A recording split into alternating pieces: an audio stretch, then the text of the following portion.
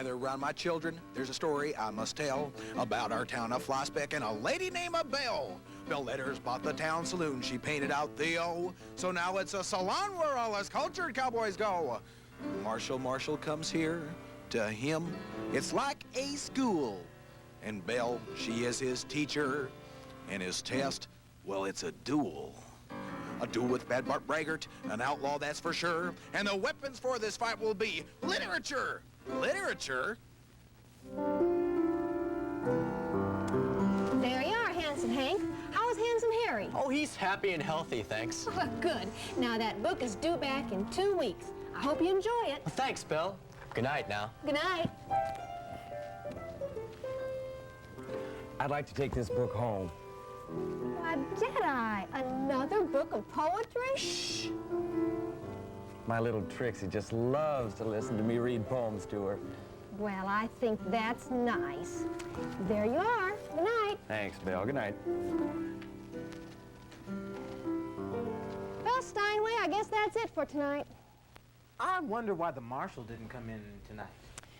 Well, I hope it's because he's home reading books. He's got a lot of studying to do if he's going to face big, brave, bad Bart Braggart in a literature duel. Big, brave, bad Bart Braggart. He sounds like a mean character. You bet. Well, Belle, that's what you're supposed to tell me about characters, right? Well, yes, Marshall, that's going to be our first lesson in the morning. Belle, I got this big duel coming up, and you haven't taught me anything about literature. Now, we got to get started. Well, all right, Marshall. Come and sit down for a few minutes, and we'll talk about character. Steinway, why don't you whip up some of that wake-up tonic for us? Wake-up tonic? What's that? Ooh, it's raw egg, blackstrap molasses, and goat's milk. Delicious. Oh, why don't you skip me, Steinway? I'm not sleepy right now. I don't have a sleepy bone in my body.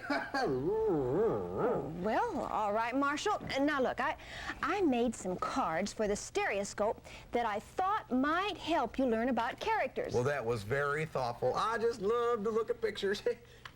Well, there's no picture in here. Well, they're coming up. I wanted you to see the word characters first. Now, characters are the people in a story. Characters can also be animals or things that act like people. Mm-hmm. Who's that?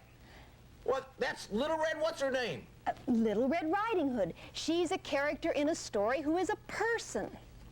Oh, the Three Grizzlies. Now, those are animals who are characters in a story. Well, that's right. And a third kind of character is... The trickiest cookie in the West? The gingerbread man. He's a character in a story who is a thing, but a thing that acts like a person. So, Marshall, tell me, what is a character? A character is a person, or an animal, or a thing in a story. Oh, well, that's right. Yeah! Come on, big, brave, bad Wait, Marshall. What's that? There's more. There's more? There's a lot more. A lot more? Sit down, Marshall. Sit down. Now, take a look at this word. Mm-hmm. Realistic characters. Realistic characters are characters in a story that seem real. Huh. Well, that's Mouse and Izzy. They were in that book I just read. Mm-hmm.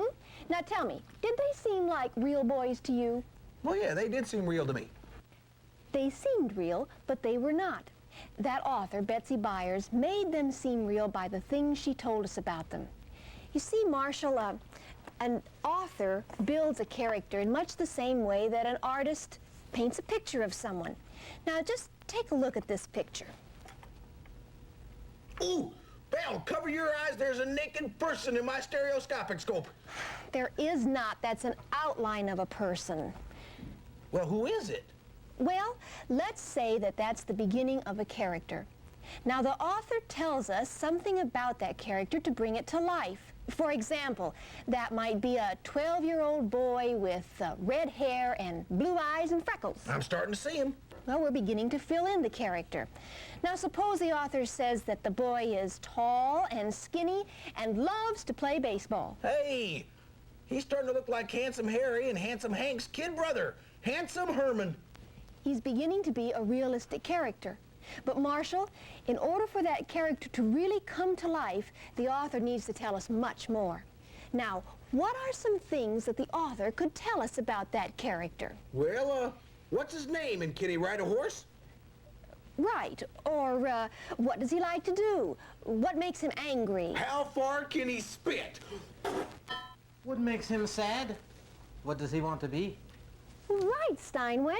And you see, Marshall, a good author can really bring a character to life just by answering these kinds of questions. Let me show you what I mean. Now, here is a character named Marcia. Marcia. Marcia, well, she looks like she's learning how to ice skate. Ice skating is very important to Marcia. In fact, Carol Fenner, who wrote this book, begins to tell us about Marcia by telling us about Marcia's ice skating dreams. Once there was an ice skating champion, a beautiful black figure skater. She was tall and smooth and slender. She could swoop across the ice and leap into a double turn high in the middle of the air. She could spin so fast she could hardly be seen except for a whirling blur.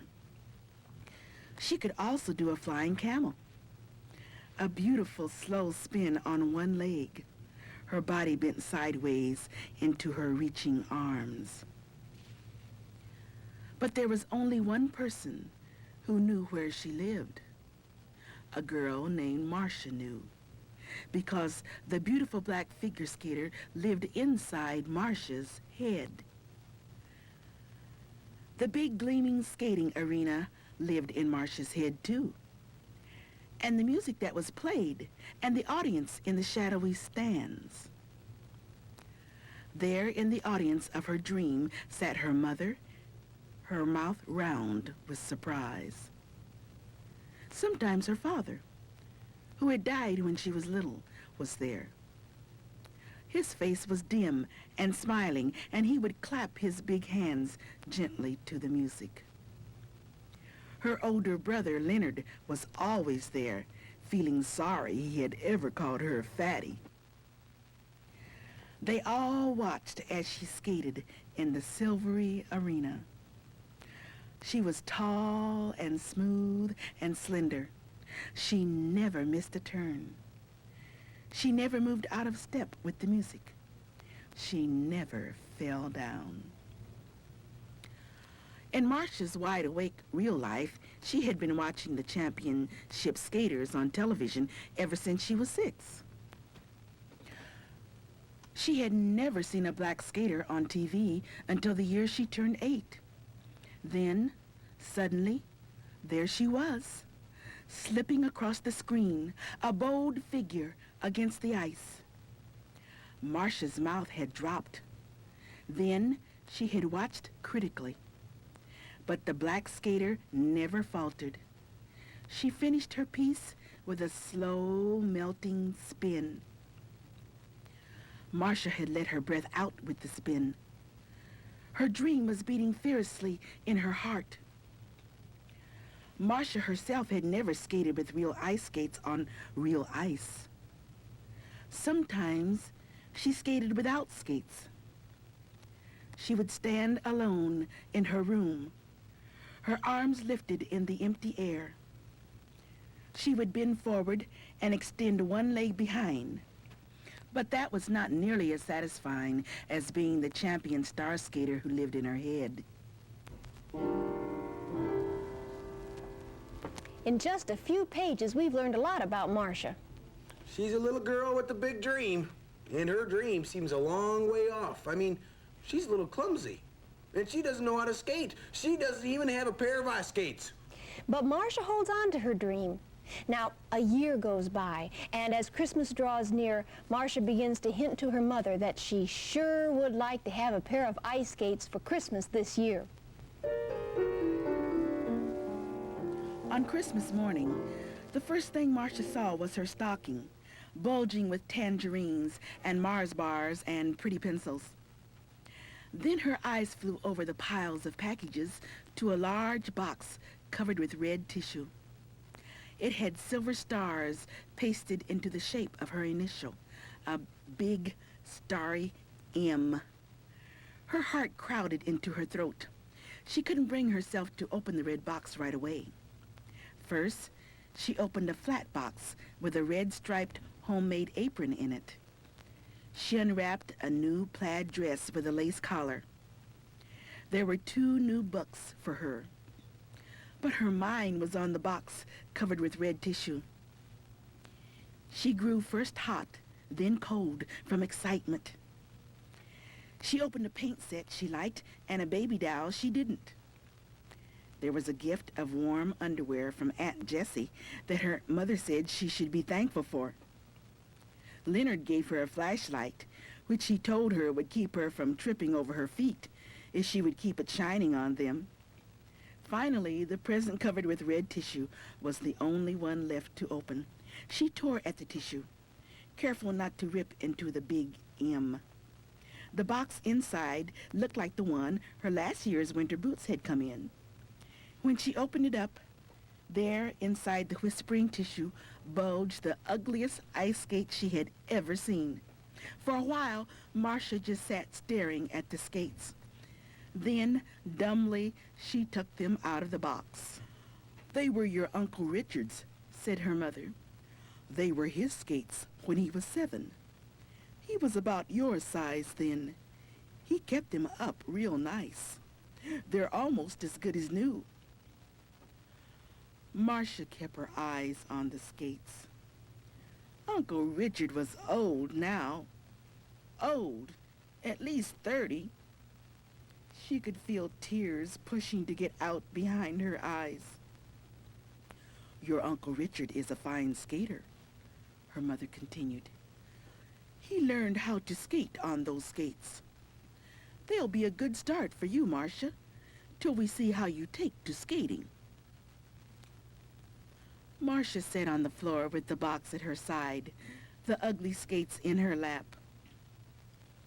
"I remembered packing them away in the attic years ago," her mother was saying. "Richard'll be pleased to know they're being used." She added tartly, "if he ever stops by long enough for a little conversation." But Marcia was feeling the beautiful black skating champion inside her head disappear. The music and the arena were fading away. She was 9 years old, a round and chubby little girl with no more wishes in her heart. Her dream had deserted her, and the ugliest skates in the world lay in her plump little lap.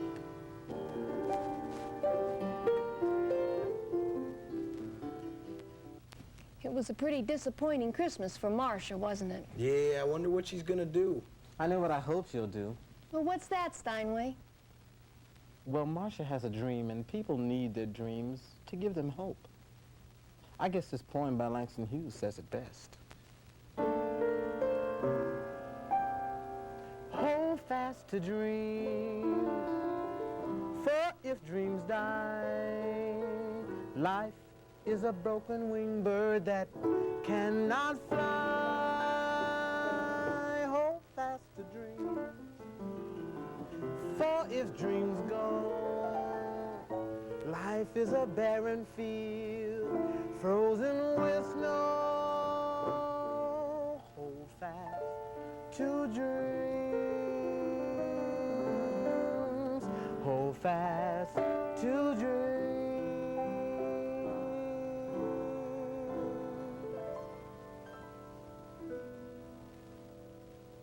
You mean she shouldn't give up, right? Does she give up? Well, Marshall, why don't you read all about it for yourself? And while you read the book, pay attention to the problems Marcia faces. Realistic characters often have realistic problems. You bet, Belle.